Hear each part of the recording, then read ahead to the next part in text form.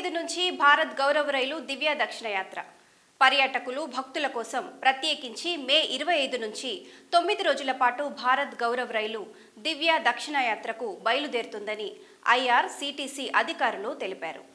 పర్యాటకులు భక్తుల కోసం ప్రత్యేకించి మే 25 నుంచి 9 రోజుల పాటు భారత్ గౌరవ రైలు దివ్య దక్షిణ యాత్రకు బయలుదేరుతుందని ఐఆర్సీటీసీ అధికారులు తెలిపారు.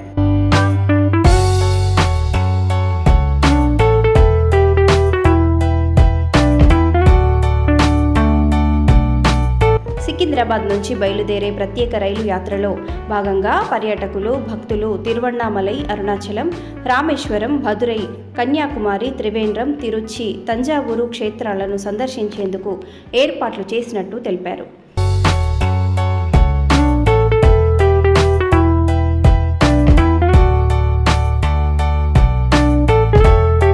పర్యాటకులు సికింద్రాబాద్ స్టేషన్తో పాటు కాజీపేట, వరంగల్, ఖమ్మం, విజయవాడ, తెనాలి, ఒంగోలు, నెల్లూరు, గూడూరు, రేణిగుంట స్టేషన్లలో దివ్య దక్షిణ యాత్ర రైలులో ఎక్కటానికి దిగటానికి అవకాశం ఉంటుందన్నారు.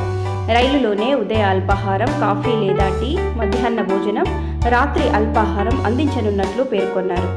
జూన్ 2న తిరిగి వచ్చే రైలులో ఒక్కొక్కరికి సెకండ్ క్లాస్ ఏసీలో 28,450, థర్డ్ క్లాస్ ఏసీ 21,900, స్లీపర్లో 14,250లుగా ఛార్జీ ఖరారు చేసినట్టు తెలిపారు.